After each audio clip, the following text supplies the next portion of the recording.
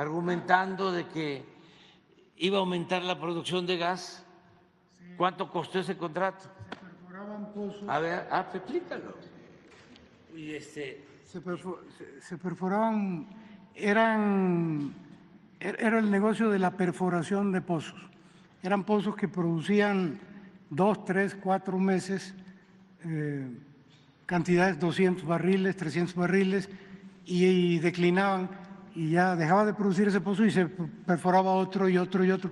El negocio era perforar y cobrar por la perforación y la producción no se incrementaba, de manera que el costo de extracción del barril era superior al costo del mercado. Eso es Chicontepec. En Chicontepec. No, pero Burgos, con Repsol. Ahí hubo un contrato con Repsol que en aquel entonces yo me acuerdo que revisamos, que era parecido a estos que describimos hace un rato. Me acuerdo bien de una cláusula. Para empezar, obtuvimos ese contrato, ahorita el presidente me está obligando a recordar, que también a mí me dio COVID. Encontramos un contrato con Repsol y revisamos, porque se puede, yo no soy experto en esto, pero quienes saben, el contrato estaba en electrónico y revisamos las propiedades del contrato para saber quién lo había hecho y en dónde se había hecho. Era un contrato que se tenía que haber hecho en Pemex, en oficinas de Pemex, por funcionarios de Pemex. Y recuerdo que en aquel entonces encontramos que ese contrato se había hecho en oficinas de Repsol y ya nomás se lo entregaban a Pemex para hacerle correcciones. Pero habían cláusulas en esos contratos donde decía el prestador de servicio puede utilizar refacciones nuevas o refacciones usadas. Les daban la posibilidad de usar, de hacer lo que se les pegaba la gana, ¿no? Básicamente.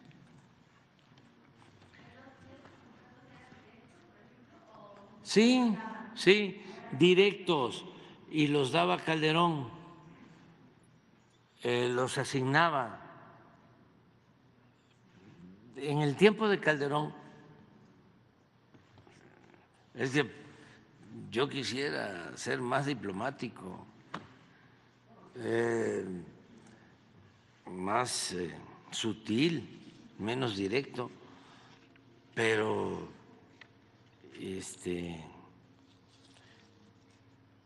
a veces por el cinismo que existe, ¿no?, en los medios de manipulación,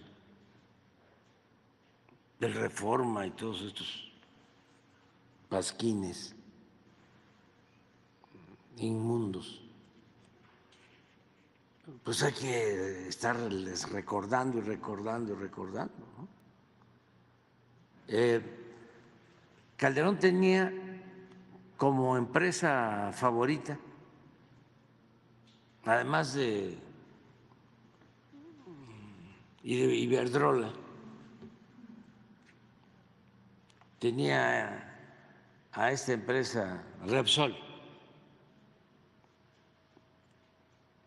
Desde que estaba en la Secretaría de Energía, Pemex tenía, por ejemplo, acciones en Repsol y las vendió a Repsol. Y el precio fue menor de lo que valían las acciones en el mercado.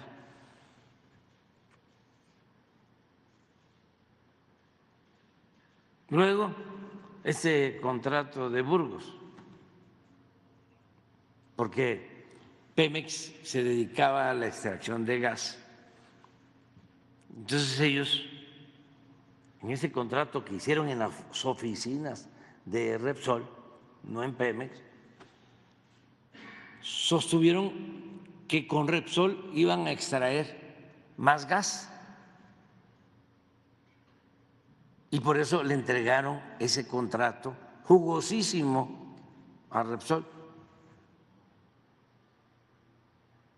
El resultado es que no extrajeron más gas, pero sí sacaron el provecho de un contrato leonino, en donde a los técnicos españoles les pagaban 10 veces más que a los técnicos mexicanos, viáticos y cláusulas como esta, en donde no utilices piezas nuevas, puedes utilizar piezas usadas. Y ya cuando se cansaron de robar, se canceló el contrato. Hagan la investigación allá por donde está la sede de Reforma, en Monterrey. Está la cuenca de Burgos, no está muy lejos. ¿Este el contrato de gas de Perú? Sí. Y luego un contrato de Repsol con la Comisión Federal de Electricidad para comprarles gas. España no produce gas, no tiene gas, pero una de las características de la corrupción en España, que no del pueblo español, sino de la cúpula, es que hacen muchas relaciones públicas, desde los de mero arriba hasta políticos de derecha y de izquierda, terminan trabajando para las empresas particulares como asesores, consejeros, una gran promiscuidad. Bueno, con ese trabajo van al Perú y con estos mismos métodos llegan a acuerdos con gobernantes del Perú para que se traiga gas del Perú a México. Firman un contrato de Repsol con el gobierno de Perú para traer gas. Y les dicen a los del Perú, antes de que se firmara el contrato en México, ya tenemos el acuerdo con el gobierno de México. Y en efecto, ¿dónde se firmó ese contrato? En la Secretaría de Gobernación. No hay que hablar mal ya de los finados. 26,000 millones de dólares para traer gas del Perú a Manzanillo. Originalmente Pemex estaba haciendo las negociaciones. No, pero lo hicieron. Y lo hicieron a un lado y entró. Sí, sí. Eso era Pemex, eso era el gobierno. Entonces, se está haciendo un rescate de Pemex, de la Comisión Federal de Electricidad, histórico. Yo entiendo que estén molestos, pero imagínense lo que significa para las nuevas generaciones el dejarles la seguridad de que México tiene reservas suficientes de petróleo para que cuando se den las condiciones y se lleve a cabo la transición energética y ya no se necesita el petróleo, pues no se padezca y que podamos mantener precios justos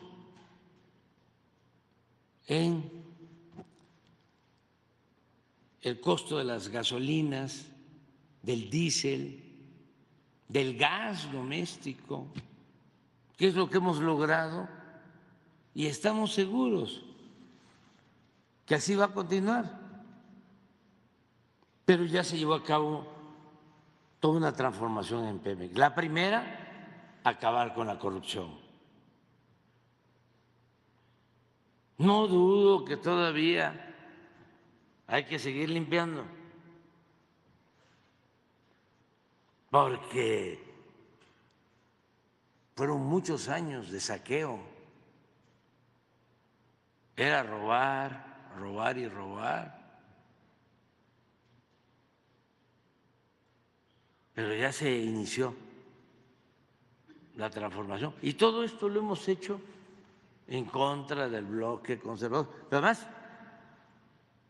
enfrentando el cinismo, el cretinismo, la hipocresía, no solo de empresarios que en sentido estricto no lo son,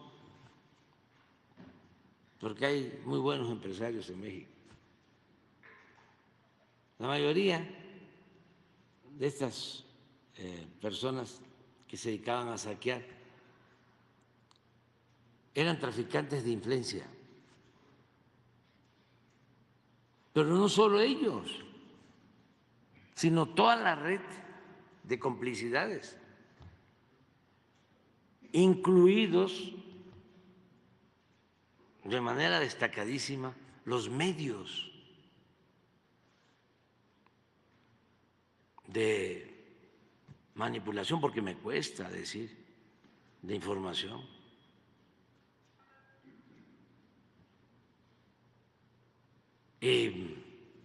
Intelectuales orgánicos. Les voy a poner, a ver si encontramos, porque ayer estaba lloviendo, de una conferencia, creo que en el Colegio de México o en algún lugar, en donde está esta señora Casar con Aguilar Camín y con el nieto de don Jesús Silva Gerso.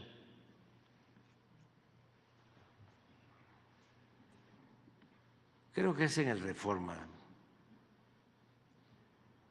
donde dicen que hemos destruido la democracia nosotros y que va a costar mucho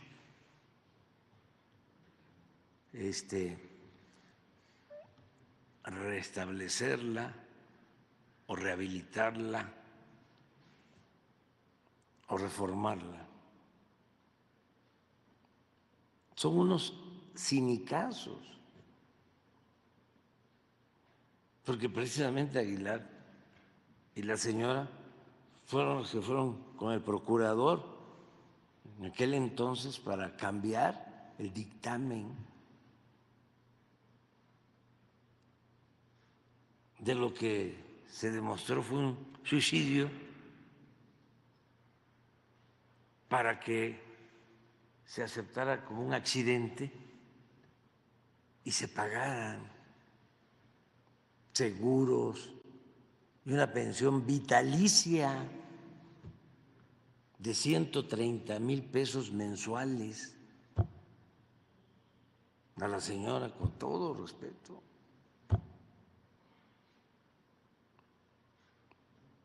Pero de repente se convierten en los defensores de la democracia y que ya se le olvidó a Héctor de que recibía dinero de Carlos Salinas de Gortari y está aprobado con recibos.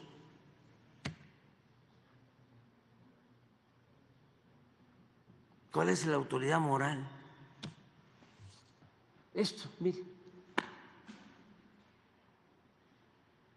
Acusan daño democrático en sexenio de AMLO. Si desterrar la corrupción es daño democrático, tienen toda la razón.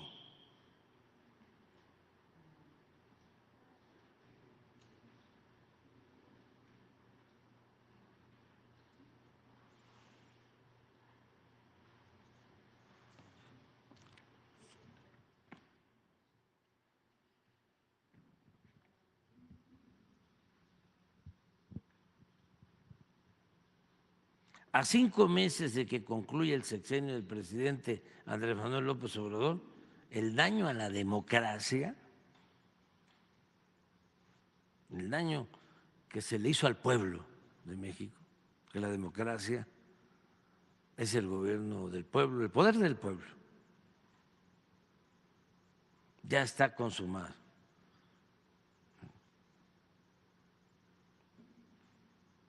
Todavía, si hubiesen puesto aquí el daño a la oligarquía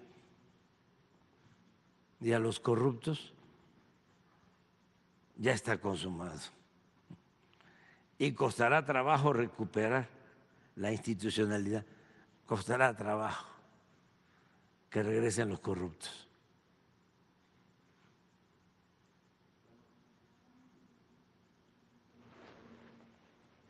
Bueno, pero sí.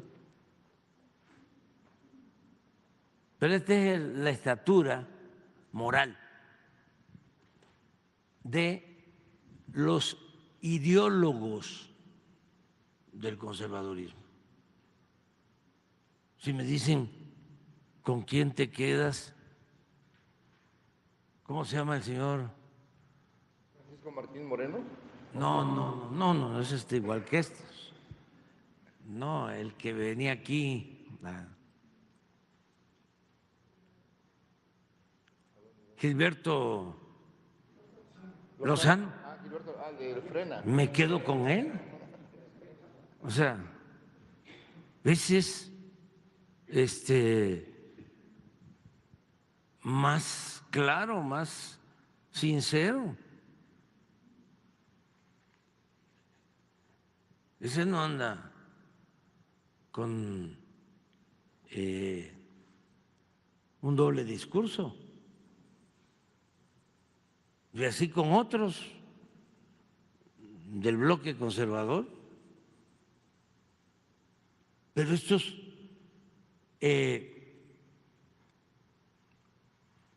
presumían de ser gentes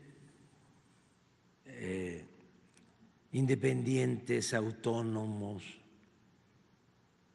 demócratas.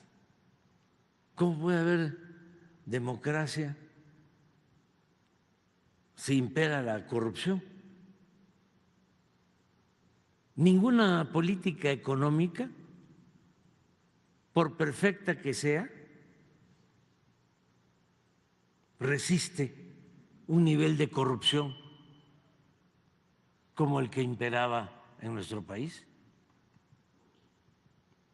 ¿Qué no era el principal problema de México la corrupción? Pues somos distintos, diferentes. Y son dos proyectos distintos, contrapuestos de nación. Pero ya es el colmo que se quieran pasar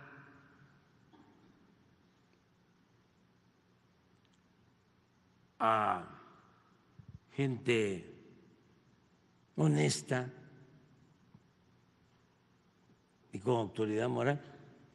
El nieto de de don Jesús, ese no creo yo que sea corrupto. Ese lo que es acomodaticio.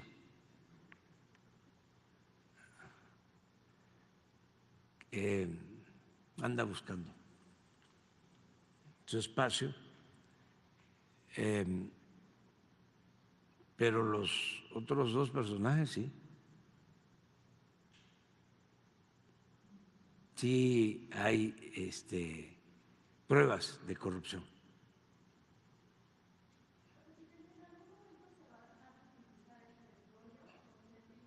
Sí, puede ser, puede ser. Nosotros ya hemos actuado con mucha prudencia porque teníamos como opción el extraer más petróleo, lo que hicieron antes para vender petróleo crudo. Y es negocio, porque ahora nos debe estar costando en promedio extraer un barril de petróleo $15 y se vende en 70.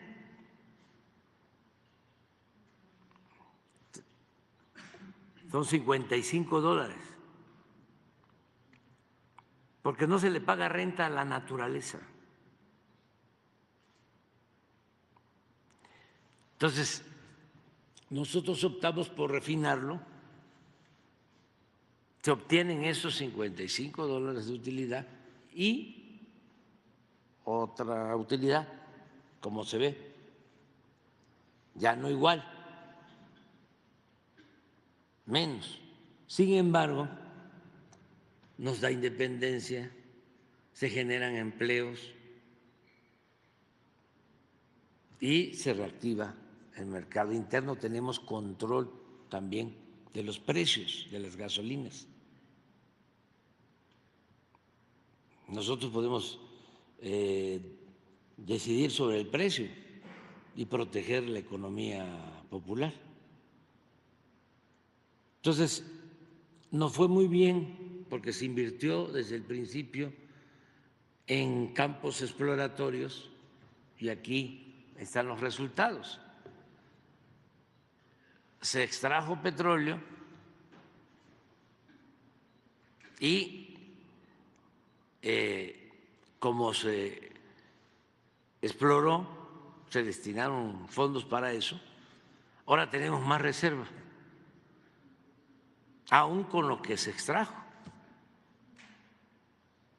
Y podíamos estar sacando 2.200.000, 2.500.000 barriles. Nada más que implicaría contratación de crédito, aún cuando es negocio, pero es más deuda. Y además es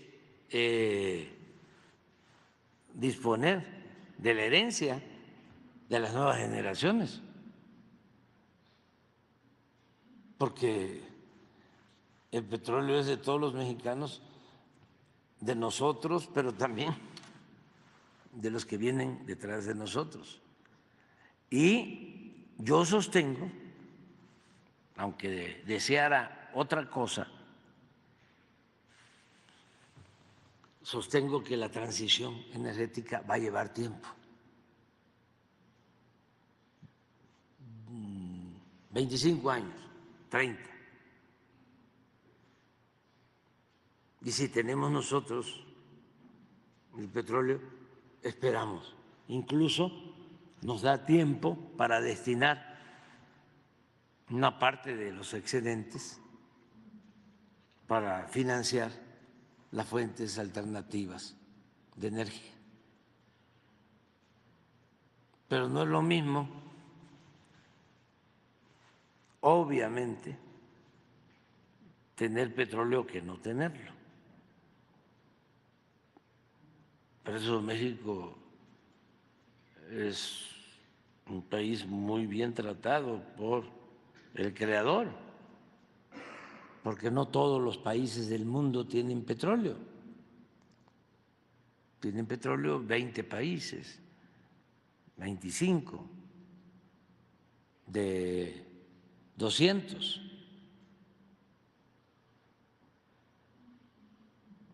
Pero estaba tan mal el régimen de corrupción que estaban acabando hasta con la gallina de los huevos de oro.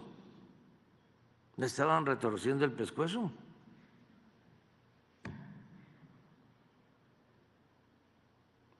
Rockefeller decía que el mejor negocio del mundo era el petróleo. Y decía también, y el segundo mejor negocio del mundo es el petróleo mal administrado. El petróleo es negocio. Pues estos corruptos estaban destruyendo toda la industria petrolera. Acabaron con la industria petroquímica. Las refinerías no las dejaron convertidas en chatarra. Para levantarlas nos costó, tenían una capacidad de producción, de procesamiento de 35% de su capacidad. Cuando llegamos, me acuerdo que nos llevó como un año echar a andar la refinería de Madero o de Tampico, como se quiera ver.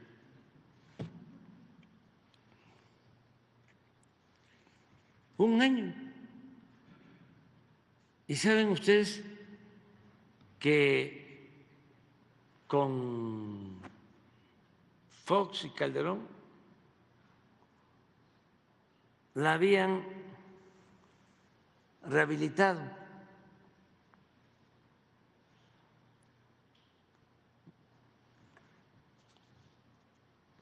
Sí, fue de las que son tres: Mina, Cadereyta y Madero. ¿Cómo le llaman al proceso técnico? Reconfiguración. Con más de 8,000 millones de dólares. Y cuando llegamos, esa refinería estaba parada y las otras dos estaban produciendo menos. Casi todo el 18. Sí, a pesar de lo que habían invertido. Las que no fueron reconfiguradas estaban produciendo más. Entonces, pues vamos a continuar adelante por acá.